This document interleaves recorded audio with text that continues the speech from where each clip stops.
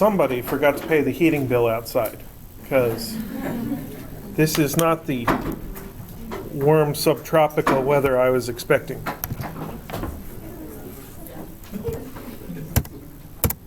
So we've been talking about projectile motion, and I want to show you today how the math of projectile motion works and how it's related to our mental pictures of projectile motion. And first of all, just a reminder that projectile motion is a case of free fall. That is, an object is in midair, it is affected only by gravity, and that leads us to an assumption in kinematics, or a law, that the acceleration is in the downward y direction, which means that the x component is 0 and the y component is negative, and the acceleration has a magnitude called g of 9.8 meters per second squared. So that leads us to some observations. This is constant v in the x direction. But in the y direction, we have constant acceleration. So the equations that we use in the x and y direction are slightly different. In the x direction, it is pretty straightforward. Delta x is equal to vx times delta t. That's pretty easy. That's basically your definition of velocity. In the y direction, there are three equations that come in the most handy. One is the 1/2 at squared equation, which starts out v I y delta t plus 1/2 a sub y delta t squared. We've used that equation a bunch, and we're still going to use it a bunch. It is on the equation sheet. Here's your equation sheet. And it's listed with x's here, but with all of those vector component equations, you can take one equation, change all the x's to y's, and it's still basically the same thing. And then the other two that turn out to be the most useful are to think about how the velocity changes in the y direction, which is ay delta t. So it's important to have an idea of exactly how acceleration affects velocity. And then this is how the combination of acceleration with a known time affects velocity. There's also how the combination of an acceleration with a known displacement affects velocity, and that's in the v squared equation. And that's v final y squared is v initial y squared plus 2a sub y delta y. And those four equations are really the most important ones that we use in trying to figure out how a particular object is going to behave in projectile motion.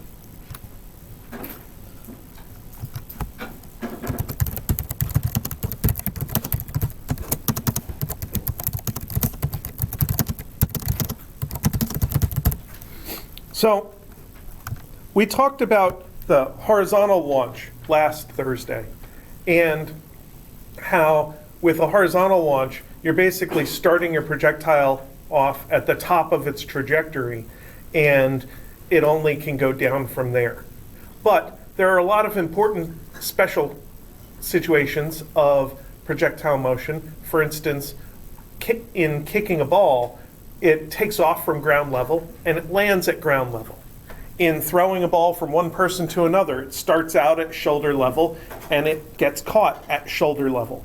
And in those cases, the launch or throwing event is at the same level as the catch or landing event when the projectile is on its way back down. So we can draw that by drawing the level of the launch and landing, and then start out the projectile on one side of the drawing with a little bit of loft, and then have it follow its parabolic arc until it hits the ground. And then when it hits the ground, it's It's going to be there heading in that direction. And the easiest observation to make about this is that delta y is equal to 0. That is, the y value at the landing is the same as the y value at the starting point. That's what we declared this situation is. But another observation we can make is that parabolas are symmetric. They're supposed to be symmetric when you draw them. The left-hand side is supposed to be the same as the right-hand side for an upward-facing parabola. This is a downward-facing parabola. So still, the left-hand side is supposed to be the same shape as the right-hand side. So if I draw a theta here on the left side, that's going to be the exact same theta that's here, which is also that theta there. So the angle of takeoff and the angle of landing are the same angle. And we could put that into an equation by saying, whoops, I bumped the erase button. By saying theta final is minus theta initial. Now often when you label angles in a drawing, you're just labeling the magnitude and let the direction be part of the picture. In an equation, you have to incorporate the direction as part of your variable. So I have to be careful about a plus and minus sign in the equation. That's minus theta initial? Yes, it's supposed to be minus. So it's supposed to be equals a negative theta initial.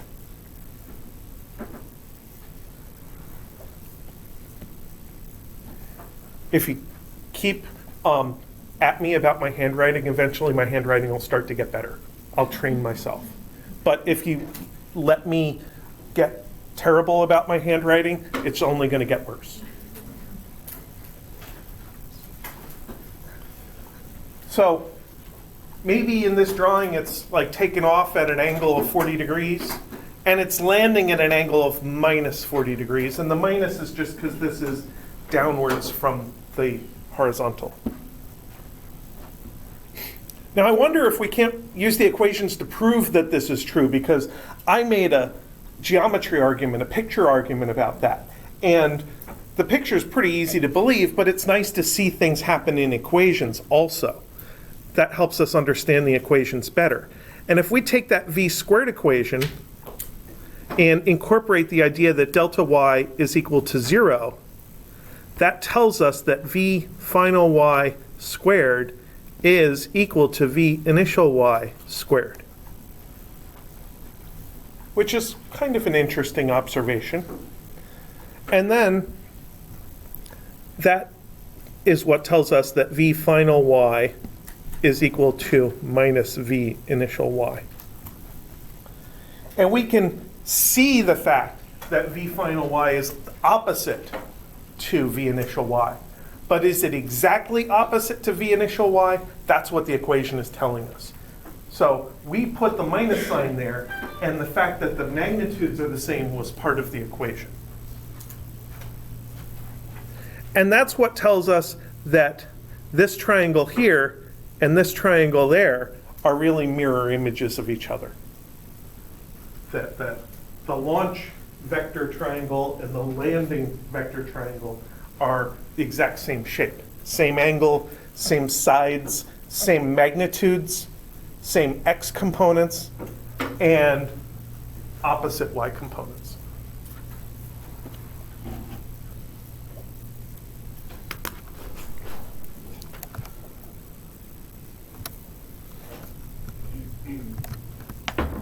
So very often we're concerned about a quantity called the range of a projectile launch. How far does this thing go from the point where you threw it or kicked it or launched it? And to get the range, we would have to use the x equation. But to use the x equation, we need to know more about time. So we're going to take a baby step and figure out the time first.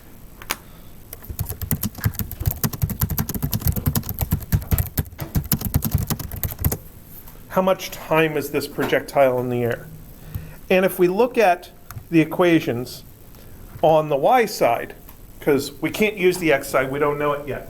But if we look on the y side, we see time in two places. And in one equation, it's really simple. And in the other equation, it's really complicated. So I'm going to use the simple one to solve for time. So I'm going to start with the delta Vy equation. Delta Vy is Ay delta t. Divide both sides by delta t. So over delta t, cancel that. And I get that Ay is equal to delta Vy over delta t. That's not what I wanted.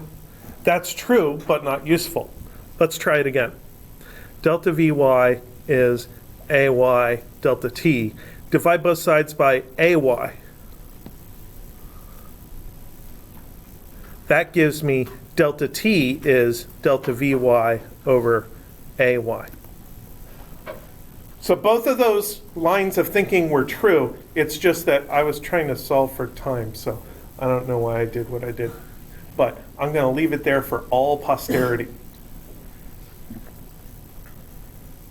So if only we knew more about the delta v, the initial and final velocity. Well, we know exactly how they're related to each other. So why don't we incorporate this knowledge into here? Because delta is supposed to be final minus initial. So I'll put in what the final is equal to. The final is minus v initial y. And as part of the delta, I'm supposed to subtract v initial y.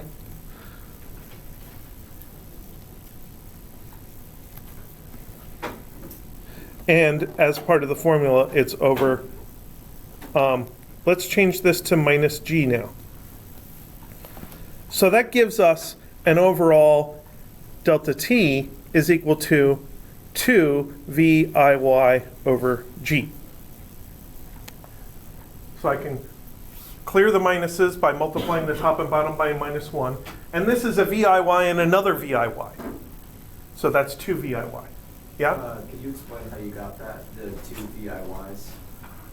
There's a negative VIY, and I'm subtracting another VIY. Just to, So it's minus 2 VIY. And then the minus cancels. Now, I explained what I did, but that doesn't give you much intuition about it. So let's give you a little intuition about this. So let's say we were looking at a graph of Vy versus t. So our initial velocity is up here. And then our acceleration makes the velocity go to 0 and then get down to here. And it's exactly symmetric. There's just as much velocity above the axis as there is below the axis. So this point here, this is VIY. And this distance here, that's delta Vy, which is minus 2 VIY. So delta Vy has to be twice as big as V initial because the first one just takes away your V initial and the second one gives you the negative velocity. So that's why there's two of them. I kind of lost when it, for the VI, or the initial yes, and then it's. So the this final. is V final, Okay. which we know is equal to negative V initial. And as part of a delta, I'm supposed to take V final and subtract V initial. So which is whenever it comes to projectile motion, we need, like, that is just a given that the final is equal to the negative initial. That happened because delta Y was 0. Okay. Oh, and so that's why you have the theta final equals to. Right. Okay. So this is all in the context of launching and landing at the same height. If you launch something straight up, almost straight up, just a tiny bit sideways, then if you catch it at the very top, it's hardly moving. If you throw something downwards, then by the time it gets to the bottom, it's going to be moving really, really fast. But if you're launching and landing at the same level, then the speeds are going to be the same. And that's what this math backs up. So this is all in this special case. And in this special case, now we have a formula for the airtime. All we need to know is the initial y velocity. Take 2 times that over g, that's the airtime. So that is what lets us calculate the range.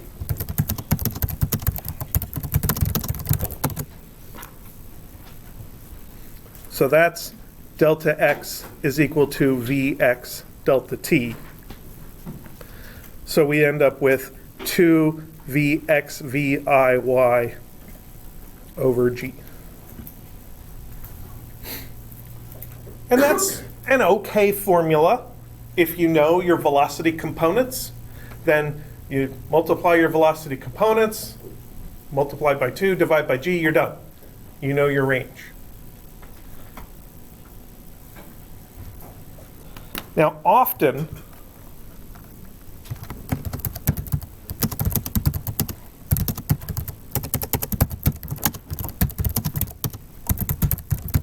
we don't know the velocity components at the beginning.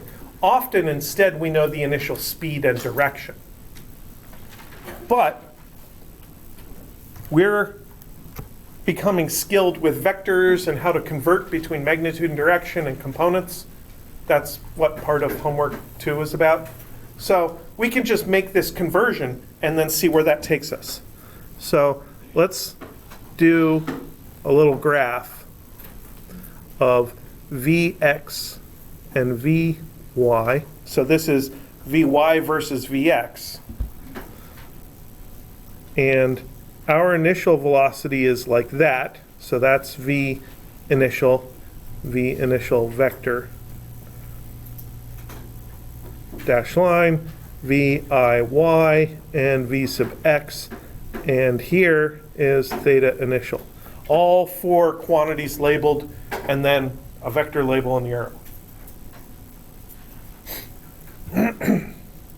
So we know that Vx is V initial cosine theta initial.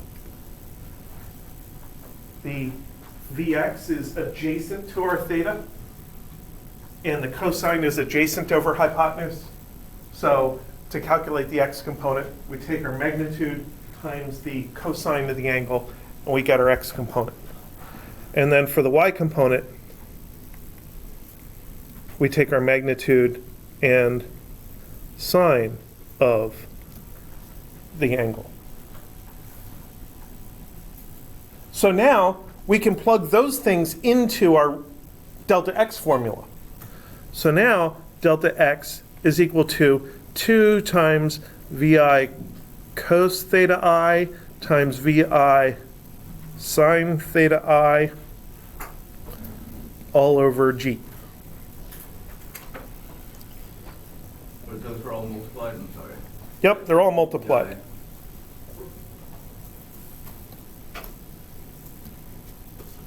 Does that look better? Awesome. So I want to rearrange this a little bit.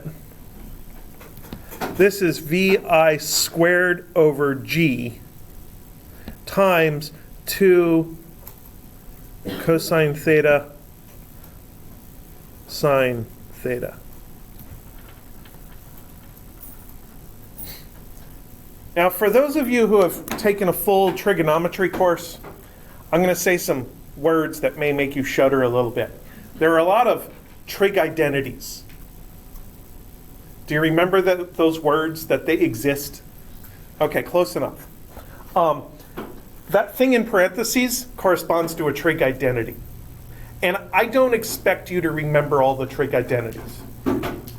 I want you to be able to use the basic definitions of trig functions because we need them to interpret drawings that have diagonal lines and angles labeled and stuff like that. I want you to remember the Pythagorean theorem. That's a pretty important one that we use a lot. And I want you to remember maybe that sine over cosine is tangent, something like that. That's a really basic trig identity. But this one, no, I don't expect you to remember. This is actually the double angle formula for sine. So that thing in parentheses, if I keep the stuff outside of parentheses, that thing in parentheses is sine of 2 theta. And the nice thing about that is now instead of having to do 2 trig functions, we only have to do 1. It makes it easier to solve for theta if you had to solve for theta. So this is called the range formula. And it is important enough that I put it on the equation sheet all by itself, right there at the bottom of our kinematics section. And one thing that you have to remember about it is that it only applies when delta y is equal to 0. You have to launch and land at the same level. If you're launching up there, range formula doesn't work. Or if you're landing up there. If you're landing very low, below the launch height, then this range formula doesn't work. It only works when you're launching and landing at the same level. But what it does allow us to do is to get a little bit of intuition about how the initial speed and the initial angle interact to affect the range of our projectile. For example,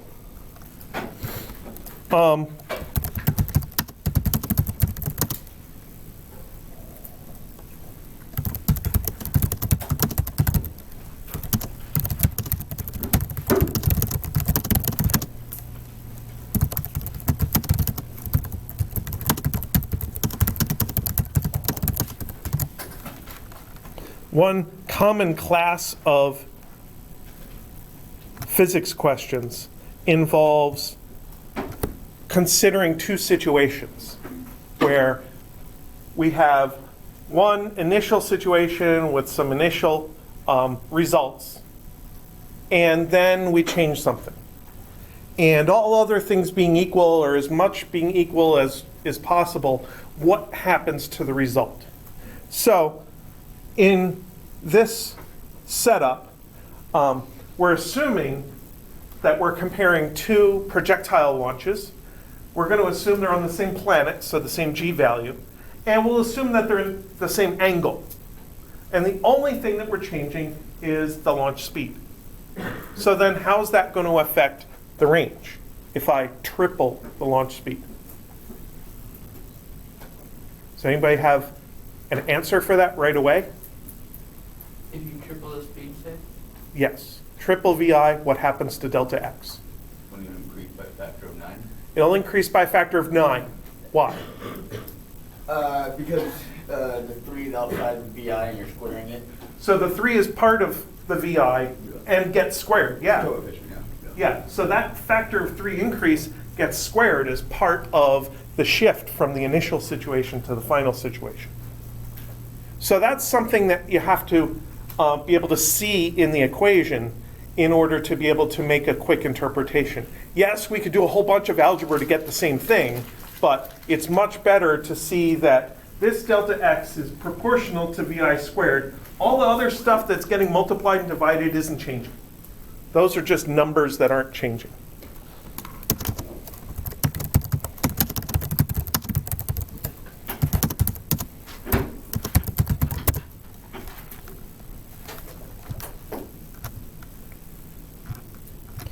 Now, what about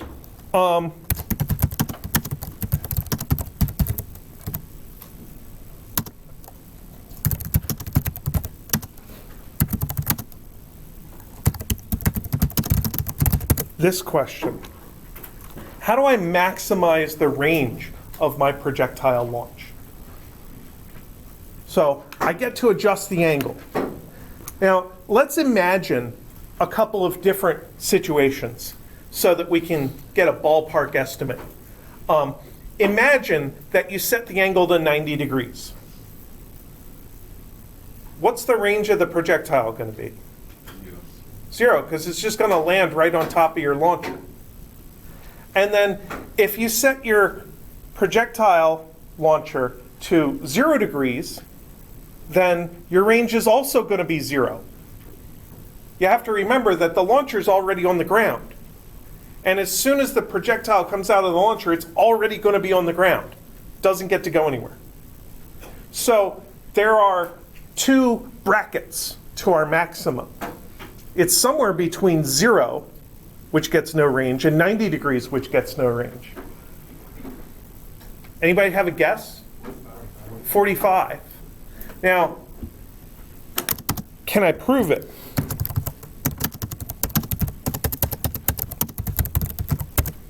And I can.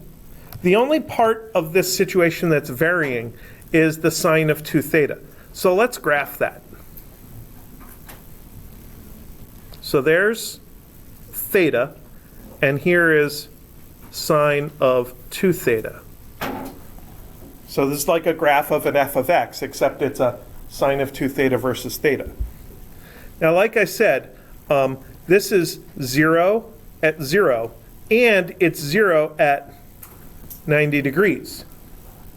Now, to be able to get any further, we have to have an idea of what the sine function looks like. The sine function starts out at 0 and goes up and down and up and down, and it just makes this nice, round, oscillating mathematical function.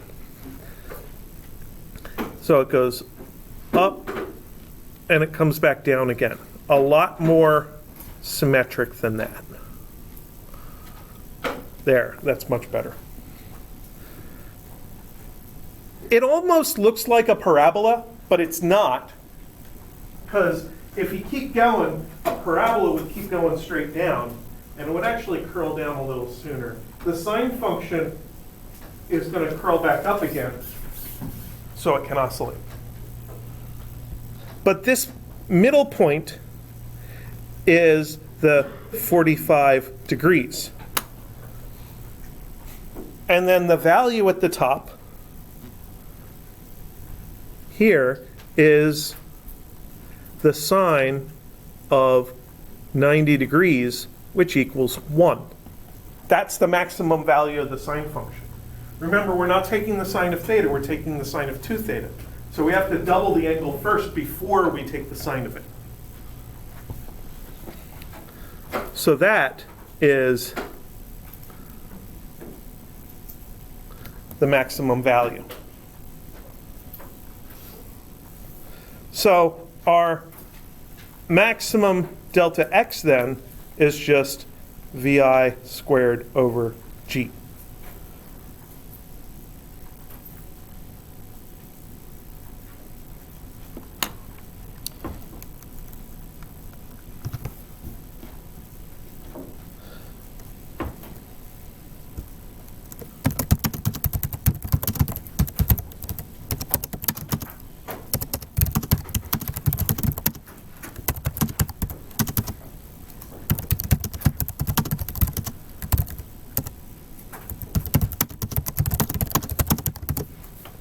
So how about this one? Let's say I have a projectile launcher that has a max range of 100 meters. But I would like to achieve a range of 50 meters. How can I do that?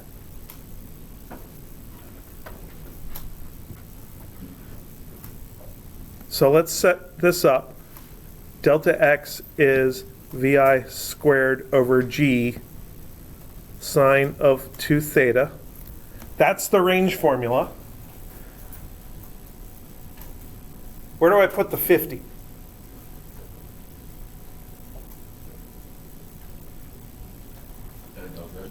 I want my range to be 50 meters, so that's my delta x.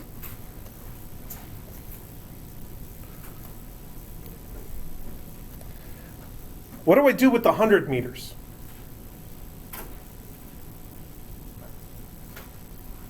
The 100 meters is the max range.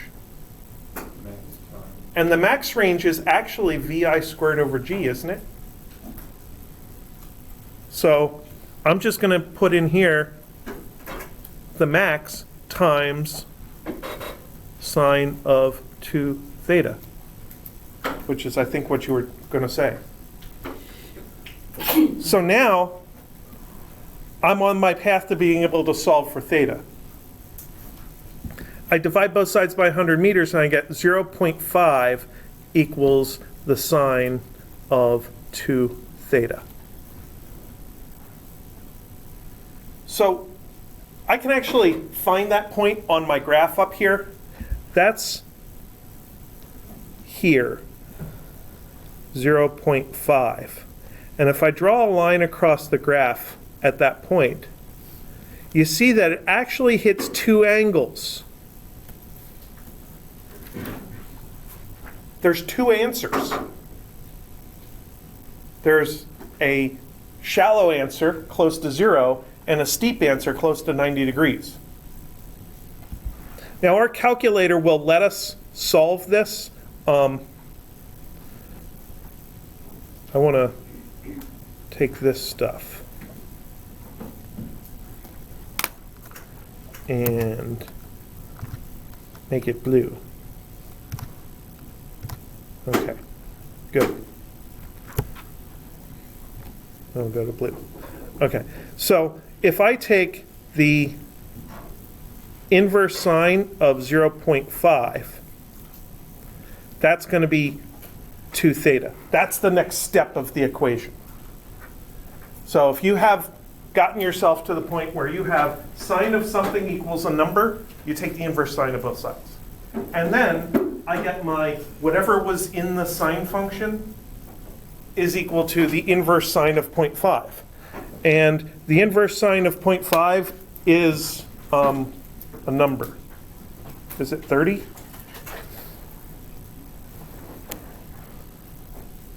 Inverse sine of 0.5 equals 30 degrees.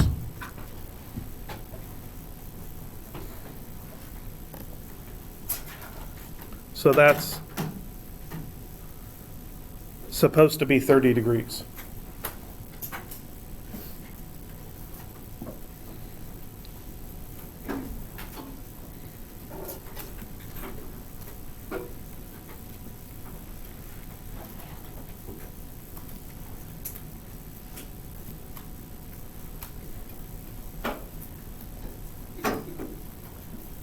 Now, like I said, there's 2 answers. So my first answer is 30 degrees from horizontal. My other answer is 30 degrees from vertical. So we take 90 minus 30, and we get 60 degrees. Why did it 30? When did it be 15? If 2 theta equals 30? When did it be theta equals 15? Oh, I really appreciate that.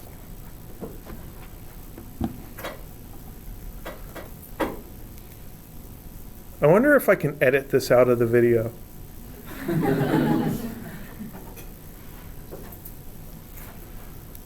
You know, I watch a lot of geeky YouTube videos. I watch Practical Engineering is a pretty good one for mechanical engineers.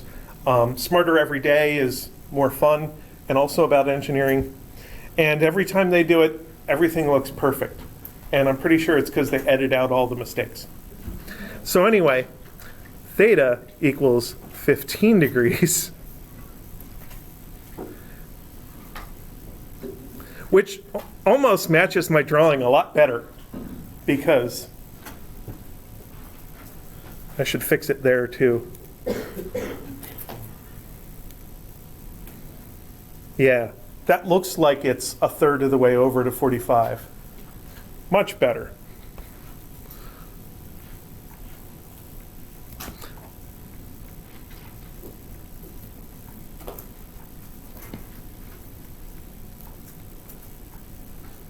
So the other angle is 15 degrees from vertical, which is 75 degrees. Now this mistake stresses, well, this mistake highlights the importance of being methodical about writing down your process. Because I was methodical, I got to the point where it said 2 theta is equal to 30 degrees, and it was very easy to see that when I started talking about theta is equal to 30 degrees, I was not reading what I had just written. So if you keep writing full equations at each step along the way and make sure that they're consistent with the previous line, it makes it a lot easier for you to check each step along the way and to find out whether the conclusion you think you're making is actually what the math is telling you. Oops. And this is what graduate school taught me, is that when you make a mistake, don't feel bad about it, just fix it and move on. Which is what we're doing.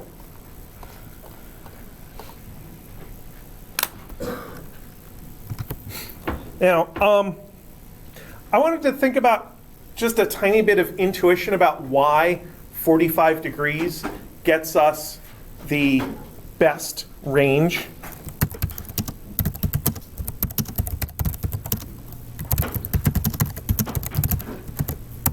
And sure, it's because the math says so, but I want something a little bit better. Let's look at delta x is equal to Vx delta t.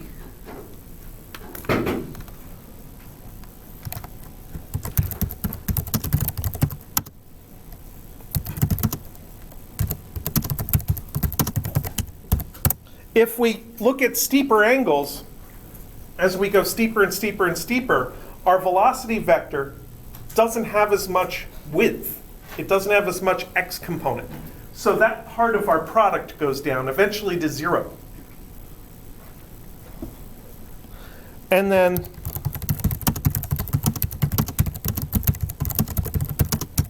shallower angles have too little delta t because the amount of airtime depends on the y velocity. So if you decrease that angle, the height of your velocity vector gets smaller, and then you lose delta x because of the other thing.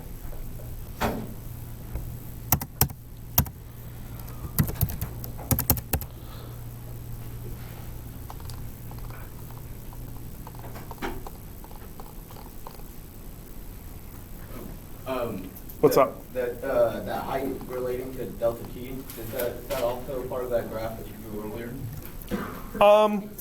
That wasn't Like that one? in a graph. That was in this formula here.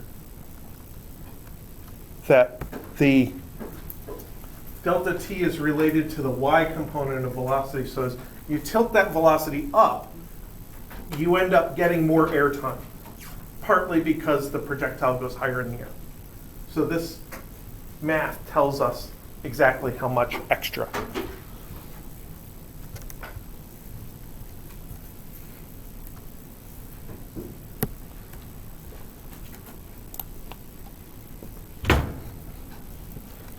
All right.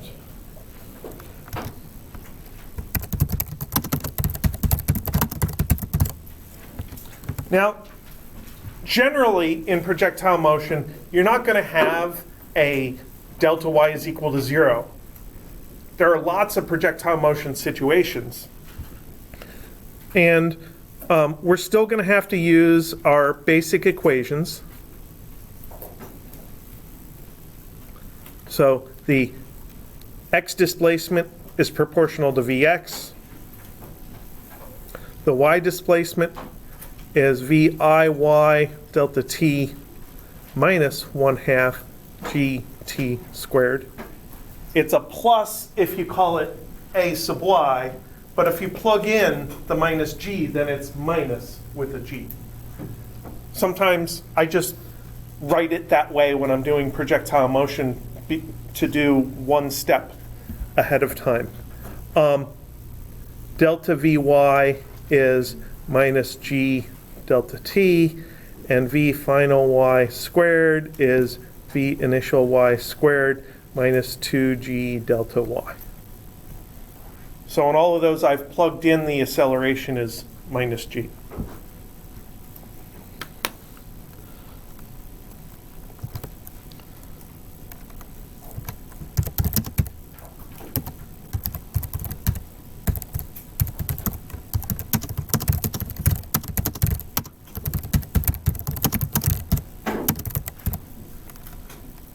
Now, sometimes we're concerned about something called the trajectory of the particle.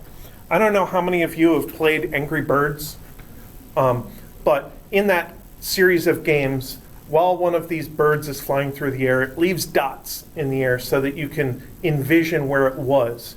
And those dots are a trajectory of where the projectile went.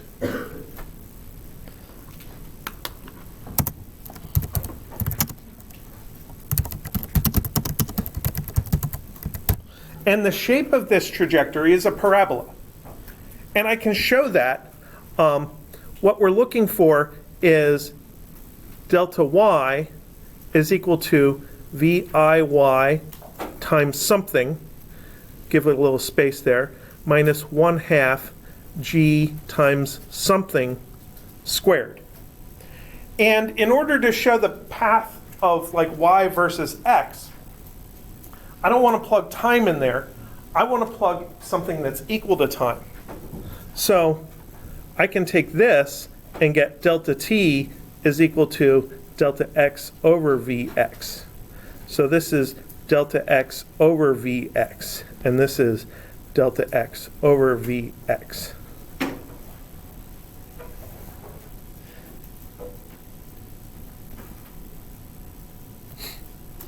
And now we have something that actually does look like a parabola. So this is the y function. It is equal to a sum of two terms. The first term is proportional to x. The second term is proportional to x squared. And that's what a parabola is. When you have both a linear term proportional to your independent variable and a quadratic term proportional to your variable squared.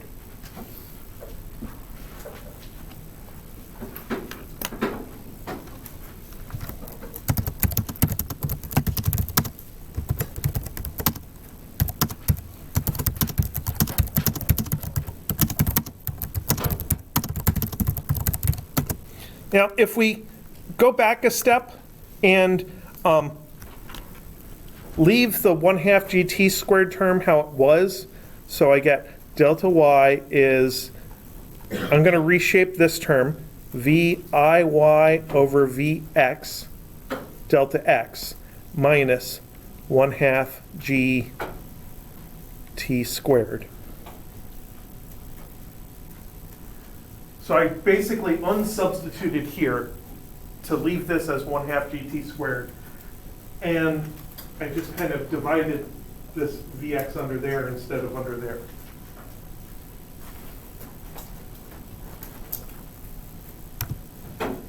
Now remember, VIY is equal to VI sine theta. And Vx is VI cos theta, which means that if you divide them, the VI's cancel out.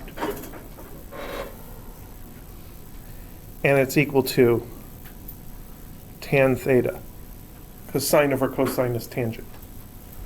So this now says delta y is equal to tangent theta delta x minus 1/2 gt squared.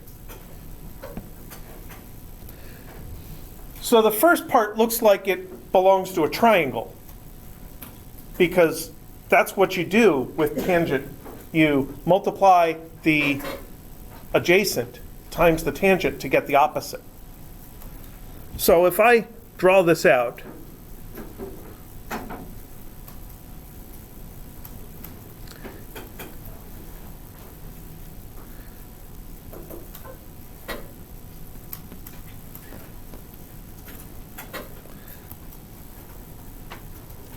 this is the triangle.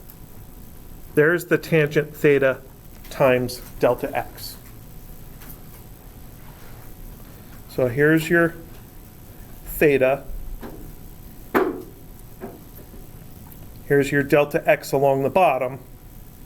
And the total distance, which I guess I'll label over here, because I want to draw some other stuff in the right-hand side. This is my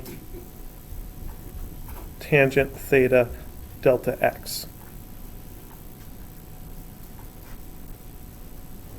So if I take opposite over adjacent, tan theta delta x over delta x, that's tan theta. That's what tan theta is supposed to be. So that first term is the triangle. The second term is a minus 1/2 gt squared. Minus 1/2 gt squared is exactly what we did for dropping an object from rest. So we could imagine an object that's up here, at this point here, and allow it to fall to this point here. That is minus 1/2 gt squared. And the net result is that the parabola starts out along there and ends up hitting that point there.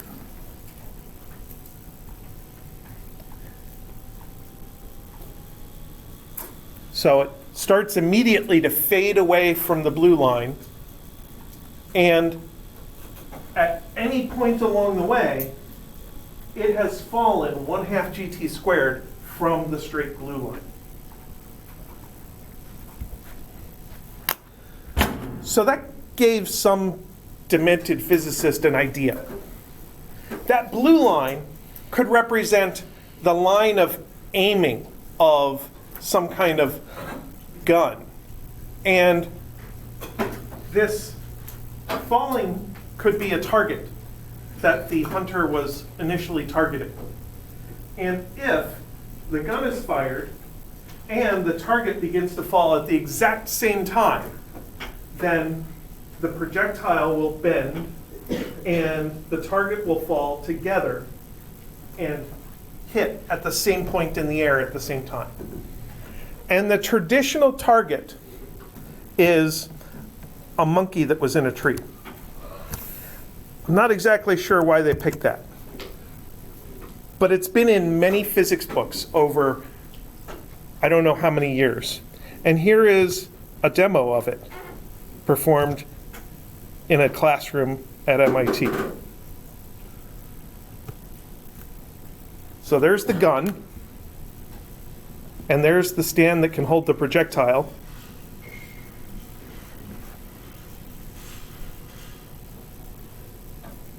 There's the target. And it's held up by a magnet. Oh, wow. And the magnet is set up so that they can turn it off at the exact same time as they shoot the gun.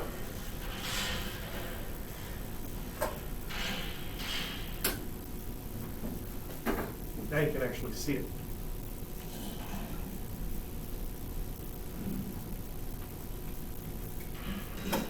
And here it goes.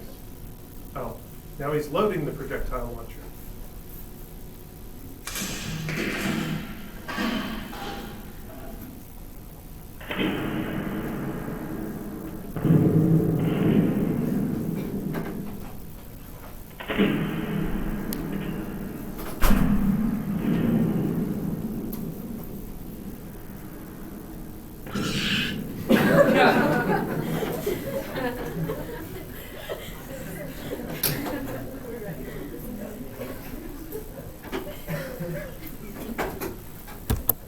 Oops.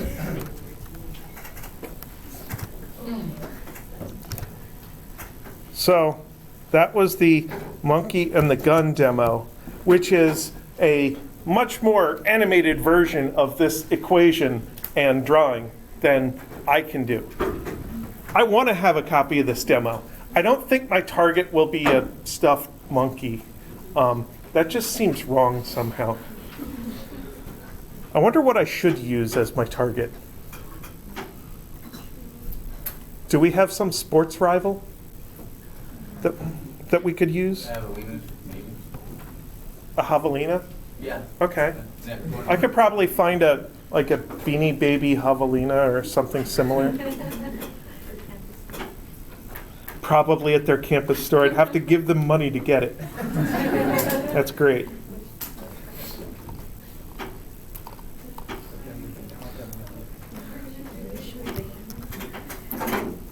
Okay, so How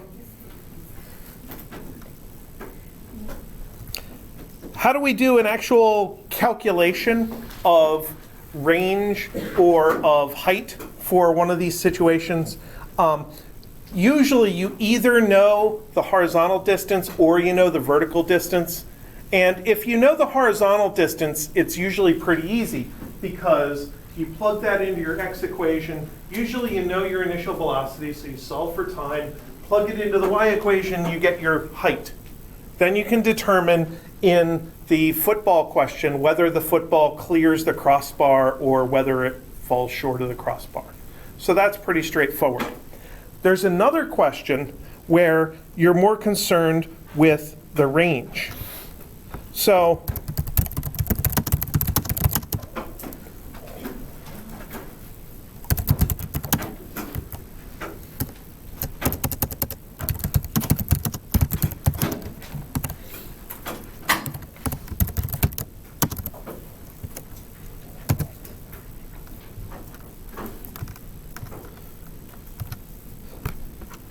we're talking about a situation like this.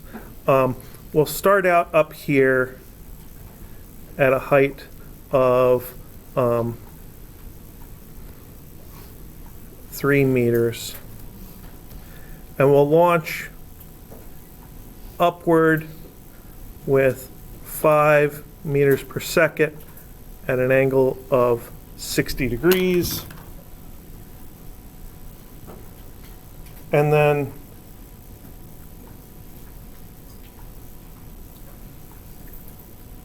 let me really quick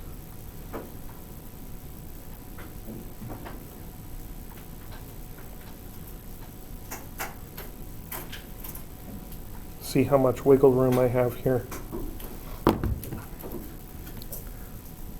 So we could consider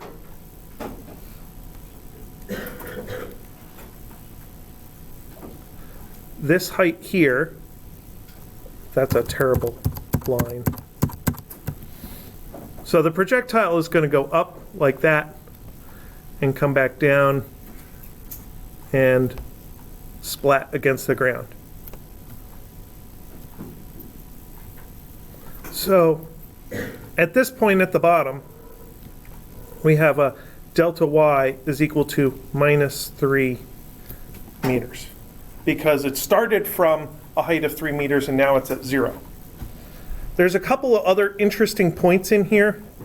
We could have this point here and this point here where delta y is equal to, say, 0.5 meters.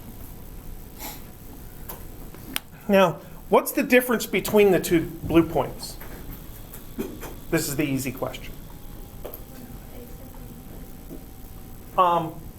Well, I don't think they'll be sine and cosine, but the one is on the way up, and the other's on the way down. And that's going to lead us to a velocity conclusion that one of them has a positive velocity and the other one has a negative velocity. So that's the difference between the two blue points. Now with the red X, there's only one point. And that definitely has a negative velocity, negative y velocity. So this thing's going to land here and be heading that way, v final y equals minus. So my strategy is this. I'm going to start with v final y squared is equal to v initial y squared minus 2g delta y. Could you draw the angle where that is, like on the graph? The final? The final angle? Yeah. Like how is that? The mirror? It's not a mirror. It's not. No. So in this one, it would be a mirror if I stopped here. Okay. But as you keep going down, it keeps getting steeper and steeper and steeper and steeper. So this is no longer a mirror of that. We'll find the angle. Do I have time to find the angle? Yeah, I have time to find the angle. So First, I need to know Vx is 5 cosine 60 degrees is 2.5 meters per second. I need Viy is 5 sine 60 degrees is 4.33 meters per second. So the first thing I need to do is calculate the components of this velocity vector. Since the angle is measured from x, the x gets the cosine. And now I can plug stuff in here. V final y squared, I don't know. V initial y squared is 4.33 squared minus 2 times 9.8 times minus 3. So this is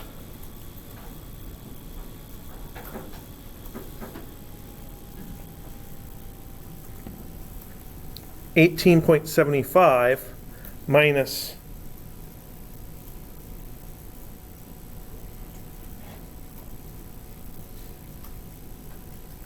it's actually plus 58.8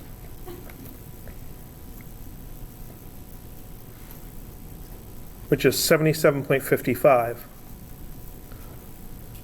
So that's V final y squared. So V final y is minus square root of 77.55,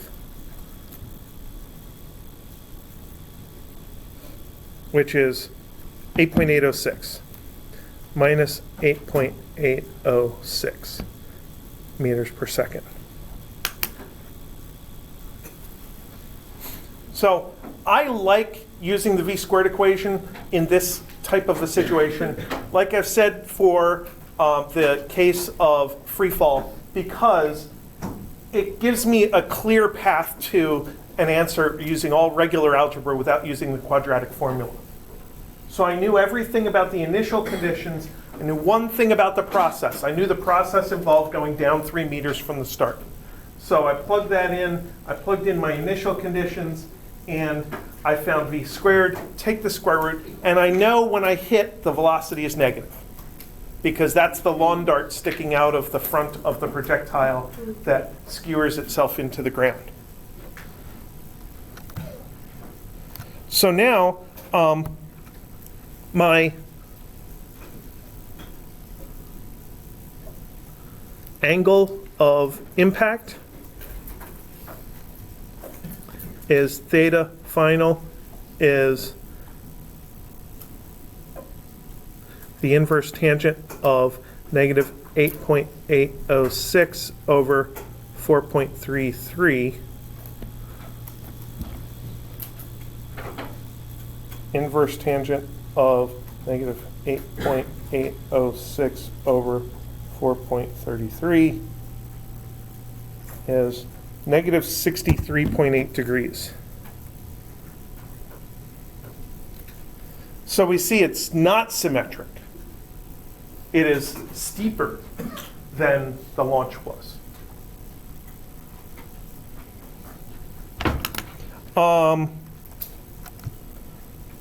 Flight time.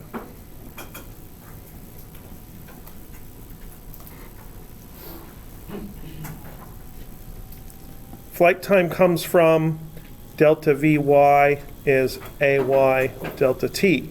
So delta T is delta Vy over Ay is minus, parentheses, then minus 8.806 minus 4.33 all over negative 9.8. When I type it in, I'll kill all the minus signs.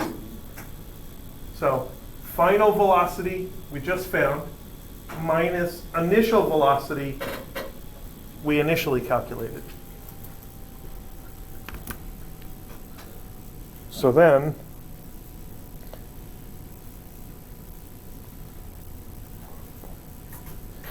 negative 8.806 minus 4.3 divided by negative 9.8.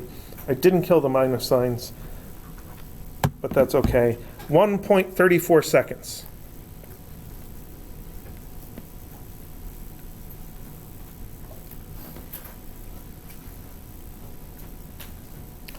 And then lastly, the range, delta x is equal to Vx delta t is 2.5 meters per second, 1.34 seconds. So times 2.5 equals 3.35 meters.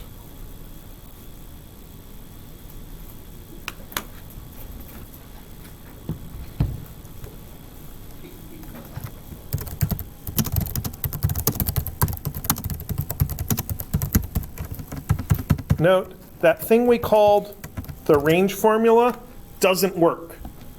So that would have been delta x is equal to vi squared over g sine of 2 theta, which would be 5 squared over 9.8 sine of 2 times 60. Let's calculate what that is and then figure out what it means. 5 squared over 9.8 times the sine of 2 times 60, close parentheses.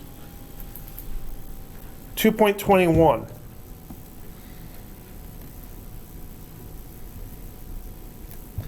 The range formula tells me 2.21 meters. A correct full analysis tells me 3.35 meters. Where is that in this drawing? The 2.21 meters is right here.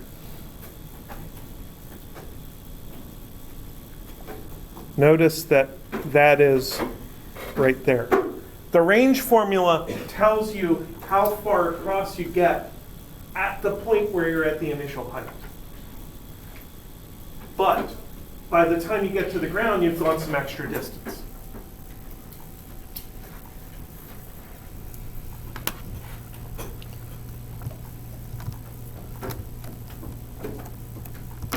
So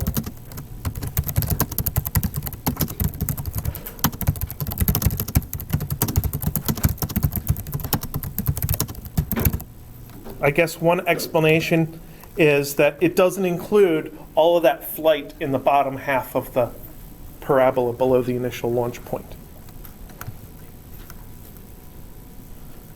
So all of that work I did, the whole point of it was to figure out the actual range of the projectile, the delta x. And I guess you could call that a predicted range because I know my initial conditions and I'm predicting where the projectile is going to end up at the end.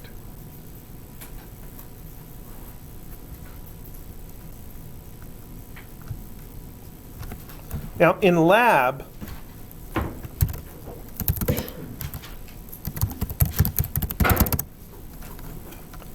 here's your projectile lab that you're actually going to do next week. Wait. 2 weeks? Which lab? Who had lab today? What'd you do today? Beach ball? Okay. So next week you'll do free fall. Okay. So in 2 weeks you'll do projectile. Lab's behind. So in the projectile lab, there's this big ugly formula at the bottom of the intro. This formula works. You do have to remember that for a big fraction, there's parentheses around the numerator and, if necessary, around the denominator. But all this formula does is it does this stuff that I did step by step along the way using more basic formulas. So somebody did all the algebra of plugging in this as a formula with unknowns into here and delta y into there, and then scroll down a little plug in V sub x into here as a formula with unknowns, and came up with that. That works, it's just not pleasant. So you should follow the lead of your lab instructor as you're figuring out how to do your analysis for the projectile motion lab. When I do it, I encourage finding all these important quantities along the way. This V final Y, delta T, and then finally the range. Okay. I think I'm good. Does anybody have any questions for me? Yes. For the exam language, what's your view on your I have an old exam 1 that I've been giving out as a practice exam 1. So yeah, I should post that for you so that you have something more to study from. I think we have one more topic than they did. So we're going to cover something else on Thursday that wasn't on the practice test. But it does give you an idea of the style of questions that I like to ask. Yeah, I think so. The end of projectile motion.